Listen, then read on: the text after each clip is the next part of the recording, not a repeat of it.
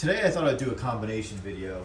I've been unboxing quite a few items that have been coming in from Amazon, and quite honestly I can't remember everything that I ordered in this box, but there's one item that I am expecting that has to do with the basement project. So let's open this up and check it out.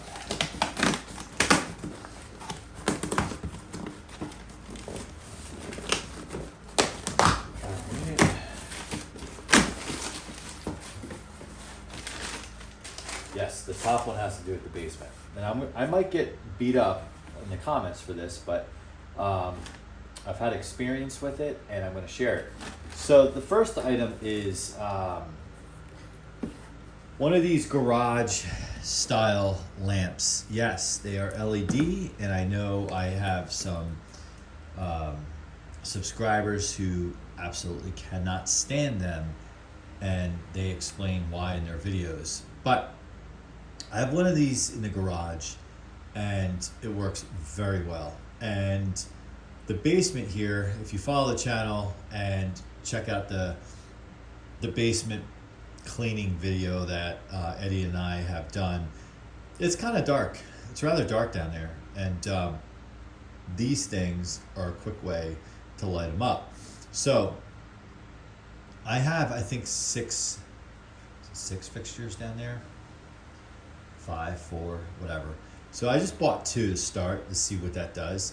Probably end up purchasing more, but we'll check that out in a moment.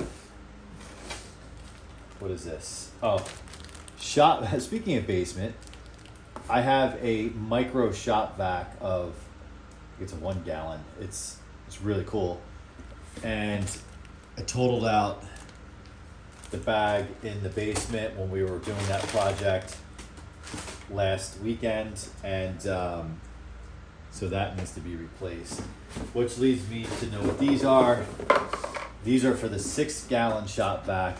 I buy them 2 at a time, and we'll get back and we'll do separate videos on servicing both those vacuum cleaners. So really what this video is about are these bulbs, and yeah, they're made in China, I get it. 2-pack LED garage light. Energy savings, quite frankly, I don't care. Deformable LED panels, which is cool. Those panels move. Super bright garage lights. Efficient heat dissipation design. Really don't care about that either. Really, I just want to see what I'm doing. And here is what they look like. Here's what they look like, right? And just like it says on the box, these open up.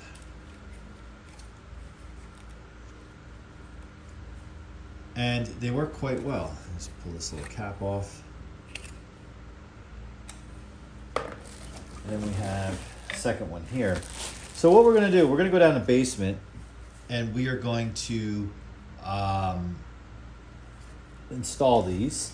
So, just coming to think, I don't think I told you what the brand is on this. I don't even remember. No, I did not tell you what the brand is on it. Multi-scene application. Oh. Odors. Never heard of it. It's probably crap. I didn't buy the cheapest thing, but I also didn't buy the most expensive. So we're going to go check this out. All right, let's head downstairs now. All right, so we are in the basement, obviously, and it's actually quite pleasant down here. It doesn't smell. For just a quick walkthrough, if you haven't seen the other videos, we just, this basement is not, I should put it the other way. This basement is kind of an eyesore, right? Clearly, it looks like someone graffitied the wall. Clearly, they were marking where there was wet spots. There was a wet spot that we dealt with in that corner last weekend, mainly because the grading outside of this basement needs to be done, but yet previous owner just kept treating the symptoms in the basement, not the actual source of the problem. Dehumidifier is running. The previous owner had it set at 40. It was turned off and everything when I got the house, so like it was disgusting down here. You open that door upstairs, there's spiders and cobwebs everywhere down here, and it's just smelled horrible. Recently did a separate video on these charcoal kind of odor absorbers. They're doing a great job. And then down here, the Volera, which has appeared in other videos, air purifier has helped too. So it is actually nice down here for an unfinished basement. This situation is pretty good. So I don't have all the lights on down here. What is a pain in the neck is like there's one switch. There is one switch that just turns on the one light, and then the rest are pull chains like this. Well, like that, it was like that.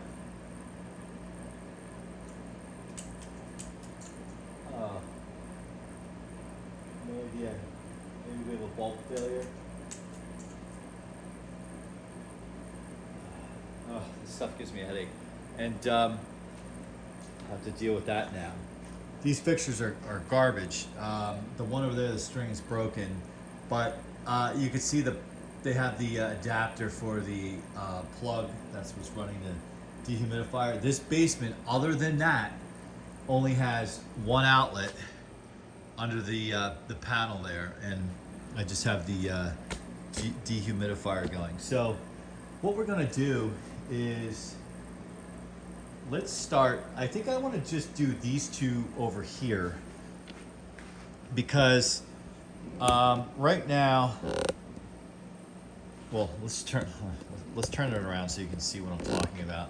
Behind me, I have this shelf, right? And I cleaned it all out, and now I'm starting to put some stuff in it. Like I created a milk crate for indoor extension cords, power strips, and just a few short orange extension cords, packing supplies, small cooler, empty box, paint supplies. Believe it or not, those who follow the channel, in that box is another HV metal Lasco blade, as well as underneath it a plastic Air King blade. The metal one's waiting for a fan. And then this is my empty box pile that I've been packing items up for eBay. Once I get a dump sticker, I can get it out to recycling what I don't think I'm going to use. So that being said, I want to see what's going on the shelf while I'm down here. And you know, long term, I'm going to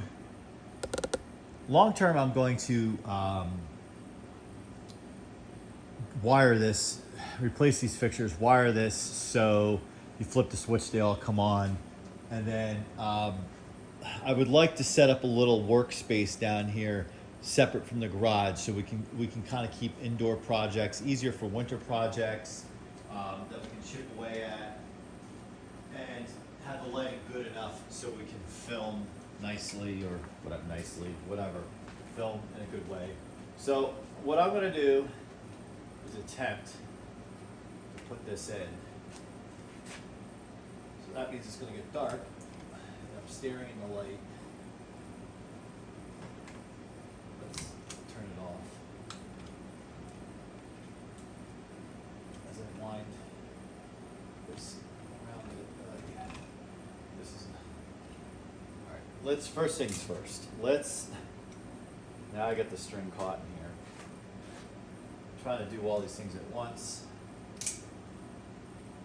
and I have a semi-warm LED bulb in my hand.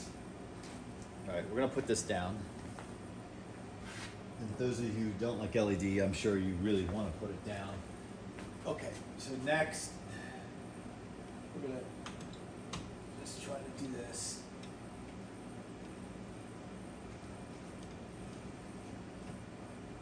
Okay. Whoa, okay. That is one bright light.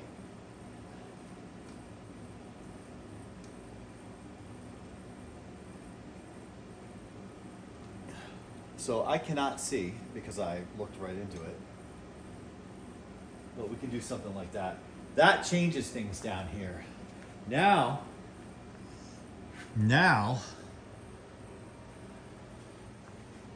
now I can really see over here.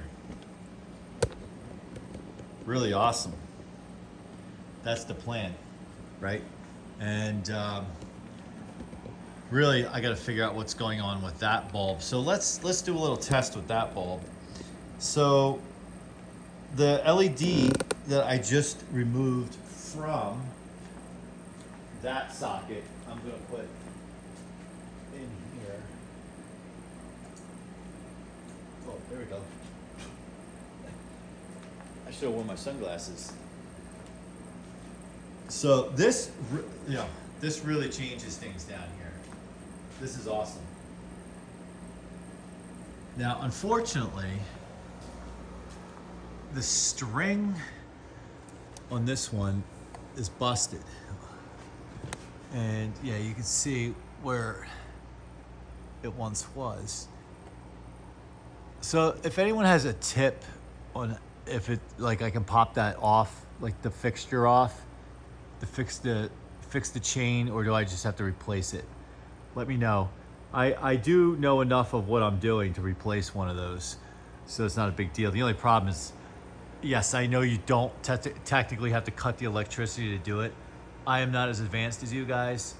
I have to cut the electricity, so like I'm saying, the only problem is it would kill all the lights down here. So I would just, I'd run a drop light down from upstairs, but to do that. So let me know if there's if I can salvage that, or if I just have to go buy a replacement. Okay, so what I think we'll do is we're gonna light up this one down here with one of those as well. Let's see if we're position the camera here so you can see what I'm doing. Okay. Yeah, so this one doesn't have a pull chain because, as I said, it's hooked up to the switch. Ooh, that is a hot bulb for LED. That is interesting. What brand is this? I can't touch it. All right, pop the little protective cap off.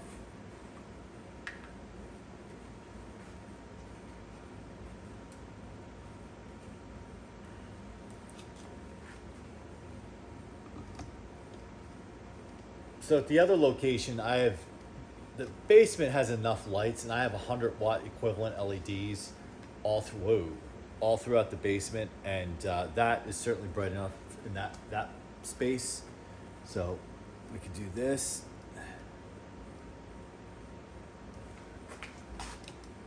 See, it seems to me it makes sense to kind of position these up a little bit, because I'm seeing spots. It's not a high ceiling, right? So in a garage, a high ceiling really works well, because that's what I've gone on in the garage here and in the other location. But that doesn't seem to be what's needed here. Just kind of bent up like that. So I dig it, man. I can see, whoa, I can see a lot more. I can see cobwebs that we missed. Not a lot, but just some.